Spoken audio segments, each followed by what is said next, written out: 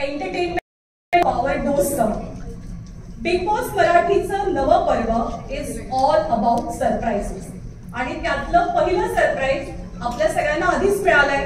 Any guesses? Yes, exactly. आपल्या होस्टच्या रूपानं ते सरप्राईज सगळ्यांना आधीच मिळालंय. त्यामुळे एकीकडे चर्चा सुरू झालेली आहे ती बिग बॉसच्या नवीन होस्टची, तर दुसरीकडे अगदी नेक टू नेक कॉम्पिटिशन सुरू आहे बिग बॉसच्या घरातले गेस्ट बनण्याची. आणि अर्थातच ऑफकोर्स हा सीझन जरा जास्त स्पेशल आहे, हा सीझन जरा जास्त खास आहे, कारण तब्बल 2 वर्षांनंतर मराठी प्रेक्षकांना बिग बॉसच्या घरात डोकावून पाहता येणार आहे. आणि ते म्हणतात ना की सब्र का फल मीठा होता है, तर असंच काहीसं गोड फळ सगळ्या प्रेक्षकांना मिळणार आहे, कारण बिग बॉस मराठीचा यावेळचा अंदाज अगदीच हटके असणार आहे. So ladies and gentlemen, your wait is almost over. ज्याला भेटायला तुम्ही सर्वजण कमालीचे उत्सुक आहात त्याच्या एंट्रीची वेळ अगदी जवळ आली आहे. पण होल्ड ऑन, त्याच्या आधी तुमच्या सगळ्यांसाठी एक स्पेशल आणि एक खास सरप्राईज आहे. बिग बॉस मराठीचा promo I am sure definitely तुम्ही सगळ्यांनी बघितलेला असणार आहे टीव्ही वरती, वेगवेगळ्या प्लॅटफॉर्म वरती. पण त्या प्रोमो शूटच्या वेळेला जी काही धमाल मस्ती घडली आहे ती बघणं आणखीनच इंटरेस्टिंग असणार आहे. तर बिग बॉसच्या प्रोमो शूटच्या वेळेला काय धमाल मस्ती घडली ते पाहूया आणि आपण सगळेजण सज्ज होऊया आजच्या आपल्या शो स्टॉपरच्या एंट्रीसाठी. AV please.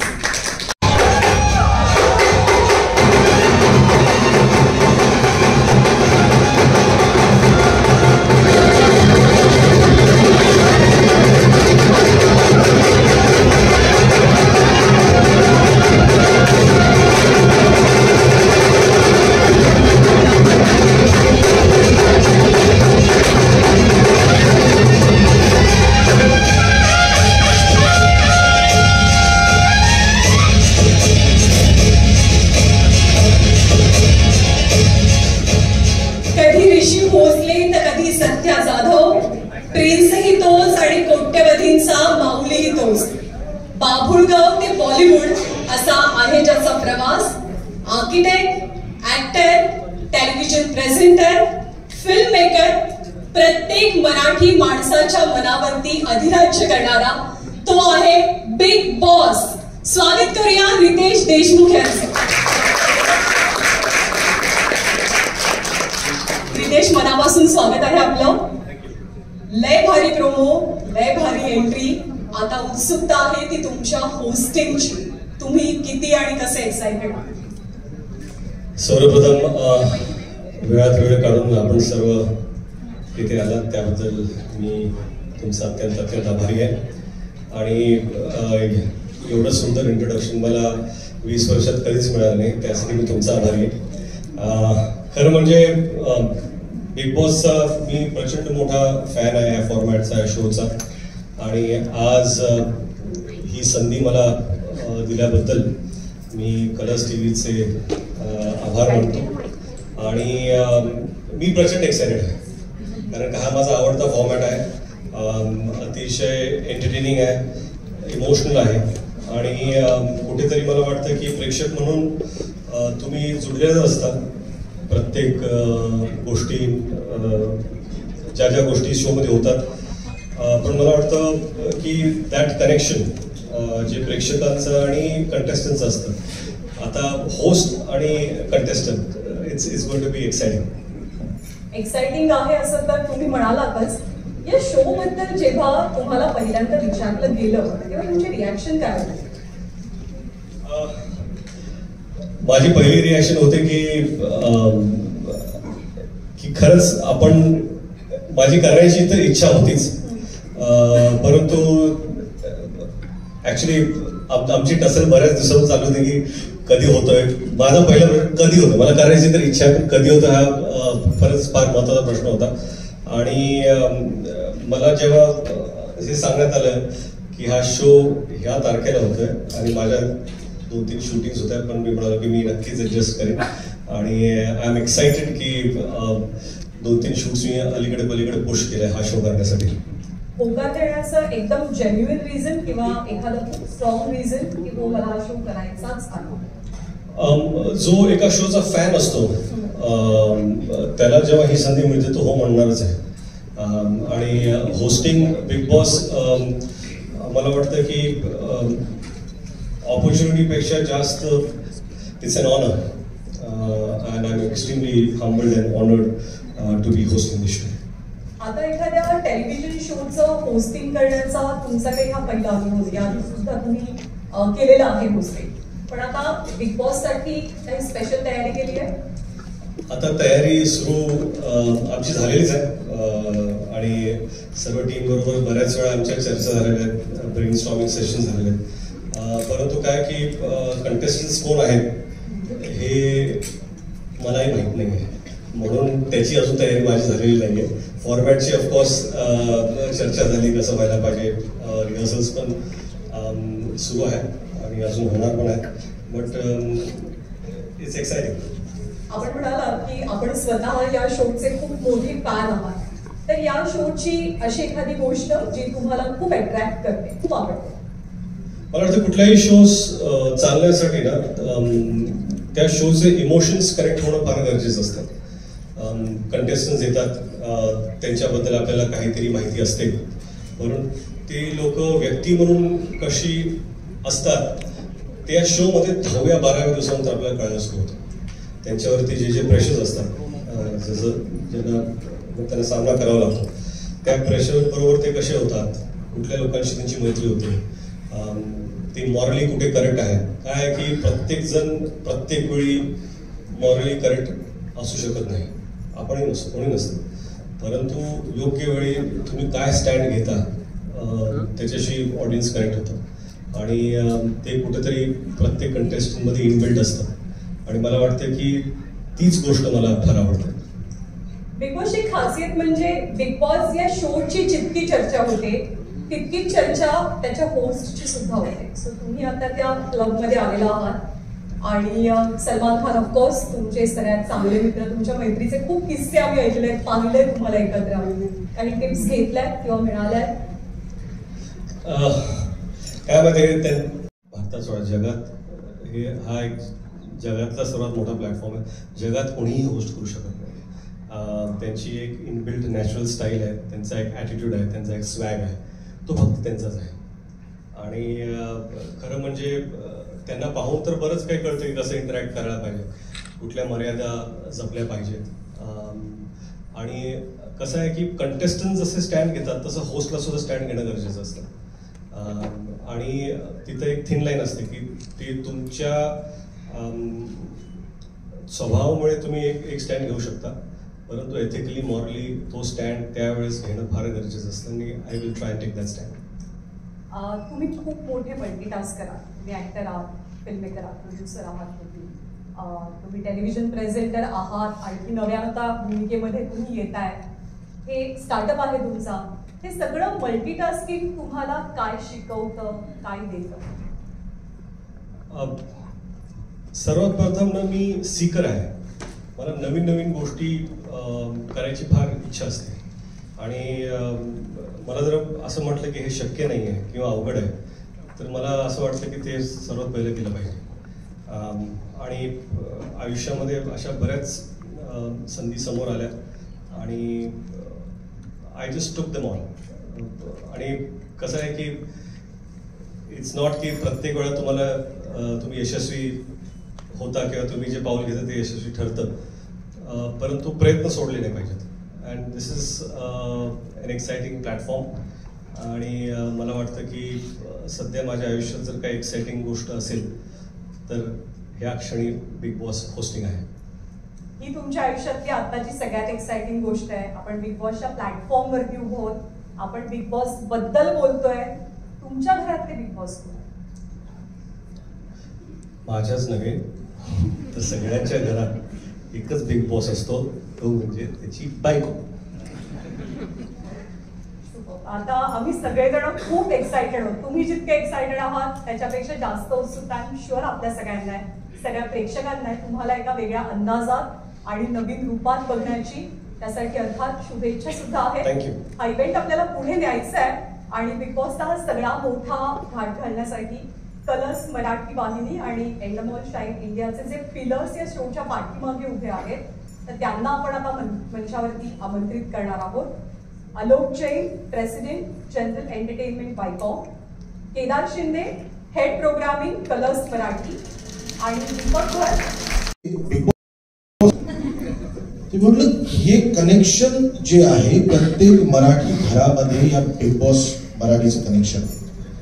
मी जिथे जिथे गेलो किंवा आताही आम्ही नवीन नवीन शोजचे जेवढे म्हणून प्रोमो टाकतो, खाली जवळजवळ आम्हाला एवढंच विचारण्यात येतं, ते सगळं जाऊ दे, बिग बॉसला ते येणार आहे.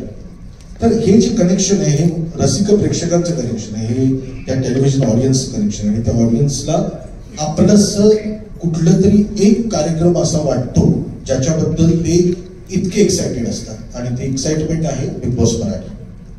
यावर्षी आम्हाला तरुण बिग बॉस मराठी मिळालेला आहे. सो भाऊ, मी कधी भाऊंबरोबर काम नाही केलं, बट माझ्या मनामध्ये 100% त्यांच्याबद्दलचा जो आदर आहे हा फारच उच्च दर्जाचा आहे. आणि मला एवढं पण माहिती आहे की त्यांच्या मनामध्ये पण तो आदर असणारच, कारण दोघंही आम्ही दिग्दर्शक असल्यामुळे दोघांच्याही जी रूट्स आहेत, जी माती आहे ती मराठी इंडस्ट्रीची आहे. पण आम्हाला या निमित्ताने तरुण एक होस्ट मिळाला, आणि आत्ताचा बिग बॉस तुम्हाला तरुण दिसेल. वेगवेगळ्या वयोगटातली लोक असतीलच 100%, पण त्याची एनर्जी जी असेल ती अत्यंत उत्साहवर्धक असेल, आणि जी प्रत्येक माणसाला, प्रत्येक व्ह्युअरला प्रत्येक क्षणी चॅलेंज करणारी असेल. यावेळेचा मराठी बिग बॉस हा कम्प्लिटली अनप्रेडिक्टेबल असेल. तुम्ही अजिबातच प्रेडिक्ट करू शकणार नाही. जे कॉन्टेस्टंट्स असतील तेही तुम्ही प्रेडिक्ट. आता मी युट्यूबवर बघतो आणि मला जाम हसू येतं, अरे वा, बरेच लोक काय काय काय काय बोलत असतात. पण मला आनंद आहे की याच्याबद्दल एवढी चर्चा होते, पण आजच्या दिवसानंतर ज्या काही आता चर्चा होतील आता एवढ्या शिगेला पोहोचतील की 28 तारखेचा ग्रँड प्रीमियर आणि त्याच्यानंतरचे रोज रात्री 9 वाजता महाराष्ट्रातल्या घराघरामध्ये टेलिव्हिजन लागल्यानंतर फक्त एकच दिसेल, बिग बॉस मराठी आणि रितेश देशमुख. आणि मी तुम्हाला खात्री देतो या वेळेचा सीझन हा आमचा, खरं तर माझा पहिलाच सीझन आहे. मी आयुष्यामध्ये 17 सीजन्स, आपके 17 सीजन्स जो हिंदी के होते हैं वो मैंने टेलिव्हिजन पे देखे हैं. मराठीचे सीजन्स पण बघितलं, पण मला कधी असंच वाटलं नव्हतं की मी कधीतरी बिग बॉसच्या त्या सगळ्या कुटुंबाचा एक भाग होईल. आज मी त्या ठिकाणी जातो, प्रत्येक गोष्ट बघतो. मी खरं सांगू तुम्हाला अगदी मनापासून, आणि मी खूप खरं बोलणारा माणूस आहे, कारण हेड ऑफ प्रोग्रामिंग वगैरे या सगळ्या खुर्च्या झाल्या. शेवटी मी माणूस आहे, आणि मला तुम्ही एक कलावंत पण ओळखता आणि लेखक दिग्दर्शक पण ओळखता. हा जो अख्खा प्रवास आहे हा अत्यंत एक पॉवर पॅक फिल्म करण्याचा प्रवास आहे. म्हणजे असंख्य लोकांचे कष्ट यात आहेत. हा कुणा एका माणसाचा कार्यक्रम नाहीये. जेव्हा 100 कॅमेरे लागतात आणि त्याच्या बरोबरीने 300-400 लोक जेव्हा एका डोक्याने काम करायला लागतात. आज या सगळ्यांचं प्रतिनिधित्व रितेश भाऊ करणार आहेत, आणि ते संवाद साधणार आहेत कॉन्टेस्टंटशी, किंवा रसिक प्रेक्षकांच्या बद्दल पण जे नातं रितेश भाऊंचं निर्माण होईल ते त्या रसिक प्रेक्षकांचं आणि रितेश भाऊंचं नातं असलं तरी आपल्या सगळ्यांचं ते नातं असणार. मी खूप स्वतःला भाग्यवान समजतो, कारण मला असं वाटतं की वरच्या कुठेतरी माझ्या आयुष्यात पण कुठेतरी एक बिग बॉस आहे, आणि त्यांनी मला बरोबर 8 महिन्यापूर्वी या घरात टाकलेलं आहे. आणि मी खेळतोय चांगला. आलोकजी, सुषमा, माझे होस्ट वेगळे आहेत. आलोकजी आहे, तो सुषमा आहे, ते होस्टिंग करतात माझं. मध्ये मध्ये मी जेव्हा चुकतो तेव्हा मला सांगतात, मध्ये मध्ये मी बरोबर असतो तेव्हा शाबासकी देतात. मग कसं खेळायचं हे मला सांगत राहतात. सो थँक्यू या फॅमिलीचा मला भाग करून घेण्याबद्दल. आणि मी तुम्हा सगळ्यांना एक खात्री देतो, आजपर्यंत जेवढे म्हणून माझ्या कलाकृती लोकांना आवडलेल्या आहेत, लोकांनी डोक्यावर घेतलेले आहेत, मला असं वाटतं बिग बॉस मराठी हा कळस असेल. Thank you very much. Big boss बद्दल असणारी आणखी एक उत्सुकता म्हणजे ते घर कसं असणार आहे, त्याची थीम नेमकी कशी असणार आहे. तर यावेळीची थीम काय आहे? मला असं वाटतं की यावेळेची थीम भाऊनी प्रोमोमध्ये सांगून टाकलं. सगळे कॉन्टेस्टंट चक्रव्यूहामध्ये शिरणार आहेत. बस एवढंच आहे, इतकंच बोलण्यासाठी. चक्रव्यूह, बिग बॉस इज चक्रव्यूह. मी या निमित्ताने फक्त एवढंच सांगेन की मी माझ्या टीमला आणि एंडोबॉलच्या टीमला थँक्यू म्हणतो की ज्या पद्धतीने ते सगळे काम करतात. माझी वायकॉम 18 मधली कलर्स मराठीची टीम आहेच, ते सगळे माझ्या बरोबर असतात, मग ते नॉन फिक्शनची लोक असतील सगळेच. पण एंडेमॉलची पण टीम म्हणजे कसं असतं ना की लग्न लावायचं असेल ना तर नवरा बायको याच्यापेक्षा पण ना 2 घराणी एकत्र येण्याची गरज असते. तर ते करेक्ट 2 घराणी आता एकत्र आले आहेत, एंडेमॉल आणि वायकॉम, त्यामुळे हे लग्न छान होईल. त्याची खात्री आहे सर्वांना. आणि रितेश, तुमच्यासाठी प्रश्नांचा चक्रव्यूह माझ्याकडे नाहीये, तो इकडे आहे, त्याच्यामुळे थोडासा वेळ देते तुम्हाला ही तयारी करायला. आणि मी दीपक सरांना प्रश्न विचारणार आहे. Deepak sir, actually innovation is the key in this format. So how does innovation keep the Bigg Boss format fresh and engaging for the audience? Well, for us, we are blessed with viewing at least 50-55 countries across the globe who are producing this show year on year. And it's a show that has gone on for more than 25 years. So we are blessed with the learnings of about 50 countries year on year, sending us a lot of details for tasks, creatives, elements we use, different trigger points, different kinds of voices, different personalities of hosts, and we're constantly looking at, countries like Italy, Spain, Argentina, other Latin American markets, some Asian markets, where we borrow a lot from there. So, we are blessed with a lot of tricks in the bag, which we keep innovating. And, within India itself, as Kedar Bhai said, it's been almost 17 years since we've been producing this in various different markets now. So, we've got a lot, and I think this season of Marathi will show you a lot of that. It's been 17 years long journey. So, in all these years, what are your learnings through the various seasons of Bigg Boss across all the formats like OTT, television? What are your learnings? Well, for me, it is really about just emotions. As long as you're connected emotionally with the contestants, you like some, you dislike some, you have a point of view. So for us, after spending a lot of time on really getting Ritesh into the show, the rest of the time really goes not so much in the house and the paraphernalia, it's really about the casting. And I think Kedar Bhai, Sushma, the rest of the Colors Marathi team have given us the liberty to go after a very, very exciting variety of cast that has come on board. And I think we are very happy to see the story unfolding now very soon. And as Kedar Bhai said, इनका 9वां महीना चल रहा है, तो ये सब हमारी जिम्मेदारी है. माझ्या मीडियातल्या मित्रमैत्रिणींनाही तुम्हाला काही प्रश्न विचारायचे आहेत, तुम्हा सर्वांना. तर तुम्हाला प्रश्न विचारायचे असतील तर प्लीज हात वर करा. विनंती आहे तुम्हाला की आपण 1 by 1 क्वेश्चन्स घेऊया.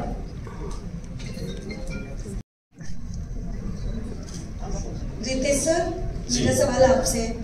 जैसे कि आपको पता है बिग बॉस OTT चल रहा है, अनिल कपूर सर होस्ट कर रहे हैं. काफी लोग ने ये कहा है कि अनिल कपूर सर जो सलमान सर कर रहे हैं वैसा नहीं कर रहे. आपके ऊपर भी सेम एक ऐसी चीजें आ गई है. आप क्या कहना चाहोगे, कितना कंपटीशन लग रहा है आपको, या ये आप कर पाओगे?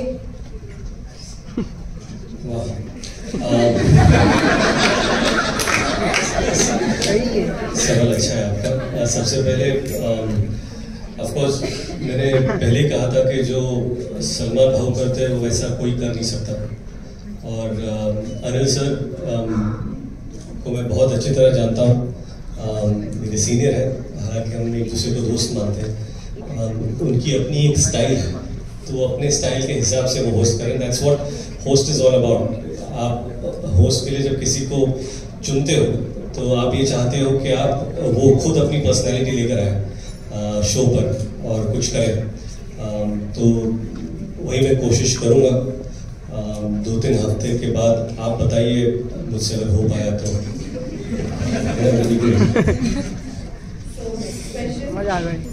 प्रथमेश इथून फ्री प्रेस जर्नलमधून. माझा प्रश्न आहे रितेशला. रितेश, आता कल्ला होणारच ही टॅगलाईन आहे शोची. काय रेझोनेट करतो, कसं तू रिस्पॉन्ड करतो या टॅगलाईनला? What does it mean to you and how are you going to deal with दिस?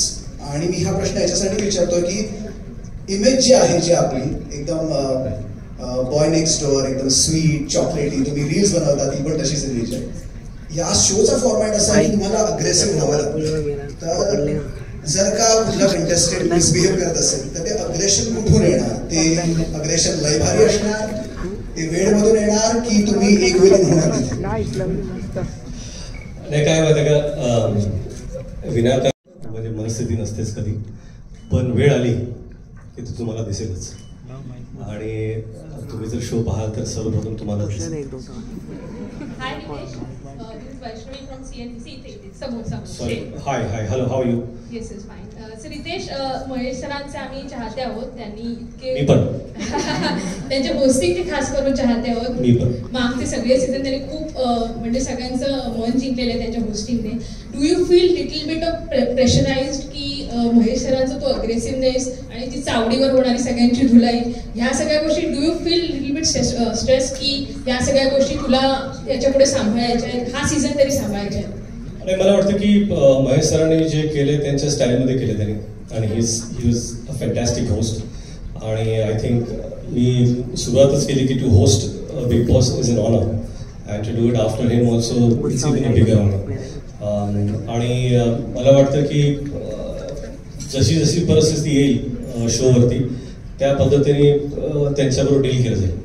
नमस्कार रितेश, निलिमा कुलकर्णी इकडे नवशक्ती आणि प्रिप्रेस चॅनल कडून. आणि खूप अभिनंदन, छान वाटतंय तुमचे प्रपोज पाहून, तुम्ही कसं कराल आम्ही खूप एक्सायटेड आहोत.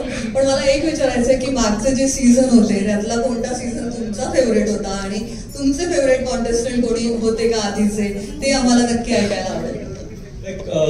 खरं म्हणजे काय एवढे सीझन मी पाहिलेत ना, इव्हन हिंदीमध्ये मराठीमध्ये, तर मी झोपताना मला वाटतं की मराठीचे हिंदीमध्ये गेलेले आहेत आणि हिंदीचे मराठीमध्ये गेलेले आहेत. कुठला सीझन कधी कधी सगळे लाईन्स ब्लर होतात. आम्ही डिस्कस करतो हा त्या सीझनमध्ये नाही त्या. मला वाटतं की आय एन्जॉयड शिव ठाकरे. मराठीमध्ये पण एन्जॉय केलं त्यांना आणि मग हिंदीमध्ये पण एन्जॉय केलं. नमस्कार, मी सूरज खरटमल, रत्न मराठी मीडियामधून इकडे जी. त्याने खूप छान प्रश्न विचारला. त्याला जोड प्रश्न माझा असा आहे, कारण रितेश देशमुख कोणालाही एकरी बोलत नाहीत कधी, ते आदरानेच बोलतात प्रत्येकाशी. सो जेव्हा एखादा कंटेस्टंट व्हायब्रंट होईल किंवा तो व्हायलेंट होईल, सो तेव्हा रितेश देशमुख त्याला आदरपूर्वकच बोलशील की अरे तुझ्या भाषेत बोलू शकतील?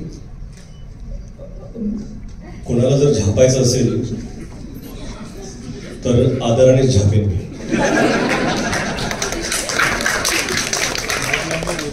आणि हे पाहणं इंटरेस्टिंग असेल की आदरानं कसं झापलं जाईल. Hello sir, this is Atisha from Rajshri Marathi. Sir yes sir. First of all sir, Kedar sir, तुम्हाला सुद्धा आणि Alok Jain sir, for you also thank you so much for bringing our favourite hero as a host of this show. Which brings me to the question that what was the strategy behind asking Ritesh sir about to be the host, and what was the process of that the discussion with Kedar sir that we should bring Ritesh sir as the host of this season? I would love to know this. Thank you.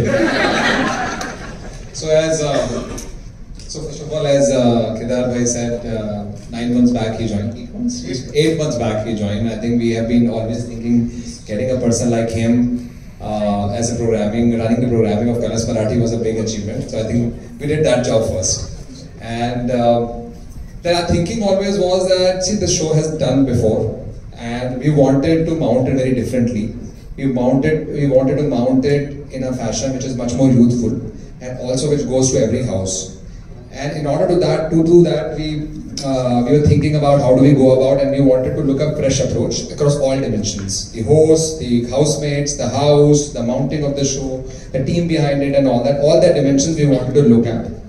And then we came to know that Ritesh is a big fan and he loved the show, and I think it was a very to have him if he agrees was a big deal for us, and we are very excited that when we reached out to him, he was very interested and excited to wait. And as he mentioned earlier that he has a lot of work, and first of all he said, I'm very excited about it, I need to figure out how the calendar works, and he made an opportunity to be part of the show, because this show for a host is a bit difficult because every week you have to be available. It's not a one schedule.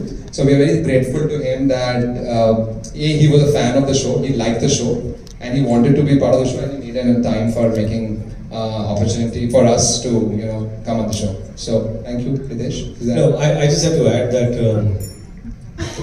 when I met the entire team and I put forth a few things that I had, prior commitments and whatever, what I liked about Alok was he said, let's do it, we'll figure the rest. And I have to thank Alok and Sushma ji for this, and of course Kedar ji and Deepak for always being there. So it's a huge opportunity, and thank you for going beyond the call.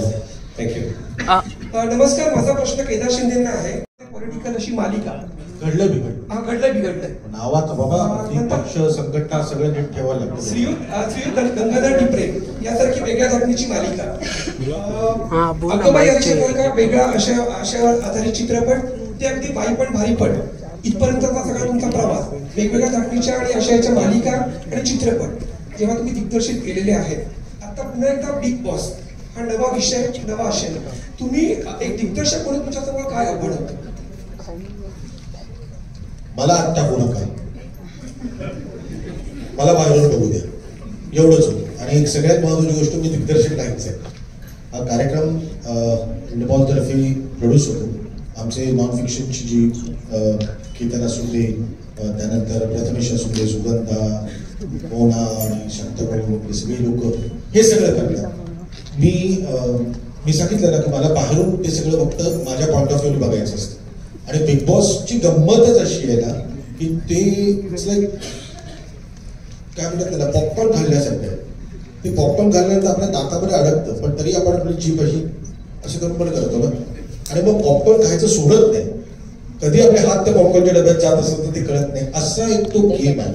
So मी दिग्दर्शन करत नाहीये, पण हे सगळे जे करतायत त्याच्याने एक आनंद घेण्याचं काम त्यांनी नक्कीच करतात. रितेश सर हाय, इथे येतो श्रेयस आहे. रितेश सर, खरं तर तुम्ही हिंदी टेलिव्हिजनमध्ये काम केलंय, पण आता तुम्ही मराठी टेलिव्हिजनवर येत आहे.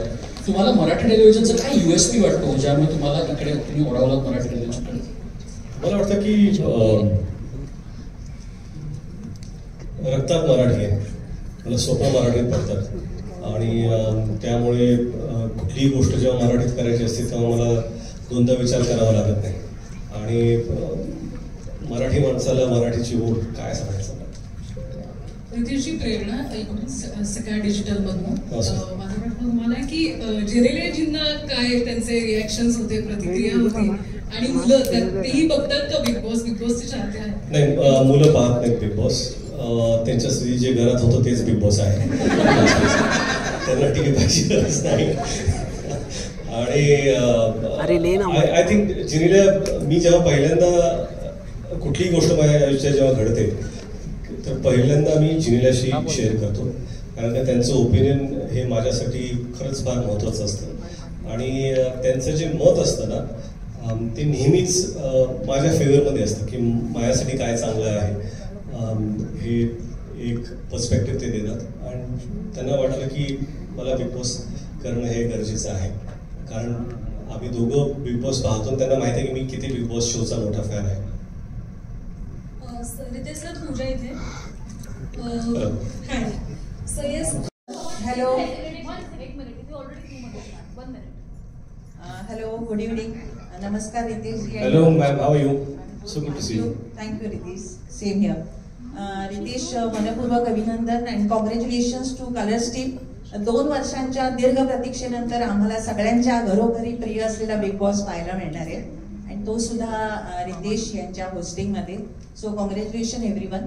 रितेश, मला तुमच्याकडून हे जाणून घेणं आवडेल की बिग बॉसच्या होस्टिंगमध्ये as a host, as a अँकर या व्यतिरिक्त तुम्ही या शोकडे कसं पाहता? हा शो काही लाईव्ह लेसन देतो का? कारण आम्ही हे नेहमी नोटीस केलंय की बिग बॉसचं होस्टिंग करणारा आणि जे पार्टिसिपेंट्स असतात, जे बिग बॉसच्या घरात असतात, त्यांना सुद्धा न भूतो न भविष्यती अशी लोकप्रियता मिळते. They are on the reach of great stardom. तर ह्या शोकडे तुम्ही कसं बघता? म्हणजे अपार्ट फ्रॉम द एंटरटेनमेंट काय लाईव्ह लेसन्स मिळतात? तुम्ही यातून काय शिकण्याचा प्रयत्न कराल? मला वाटतं की कंटेस्टंट्स असतात, त्यांच्या पुढे एखादा इश्यू असतो. मी जसं यापूर्वी म्हणालो की कुठल्या इश्यूवरती तुम्ही काय मॉरल स्टँड घेता, आणि बिग बॉस पाहणाऱ्यांचं जे प्रेक्षक असतात प्रत्येकाचं एक मत असतं की ही गोष्ट बरोबर आहे का ही गोष्ट चुकीची आहे. आणि कधी कधी मला असं वाटत नाही की हा शो आपल्याला शिकवण्यासाठी आहे, पण ह्या शोमधून आपण भरपूर काही शिकू शकतो.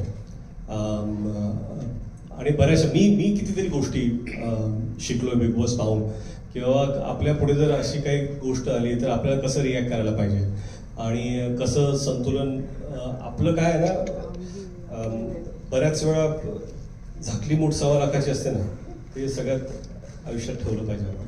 आणि ह्या मुठी ना 10 दिवसांत उघडतात तिथे बिग बॉसमध्ये. आणि खरं तर तुम्ही खरे काय आहात ते दिसू लागतं. बऱ्याच वेळा मला असं वाटलं होतं, मी जिल्ह्यांशी बोलायचो, मी जाऊ का बिग बॉस शोमध्ये पार्टिसिपेंट म्हणून, तर त्या म्हणाले मला घेऊन जाऊ नका, कारण का मी सांगतो 2 तासात शिवड्या मी नावडतो शो बिग बॉसमध्ये ह्याला बाहेर काढा. पण खरं तुमच्या प्रश्नाकडे सांगायचा उद्देश आहे की जरी हा शो लोकांना शिकवण्यासाठी नसेल तरी प्रेक्षक बरंच काही शिकू शकतात. Thank you, Ritesh. I would like to ask you, Mr. Jain, what would be your approach if you would have been inside the Big Boss room? Who will take me? There can be possibility. एक शेवटचा प्रश्न मेरा रितेश जी, माझे एक तुम्हाला प्रश्न आहे आणि एक केदारला प्रश्न आहे. तुमच्या करिअरला जवळपास आता 2.5 दशकं झाली.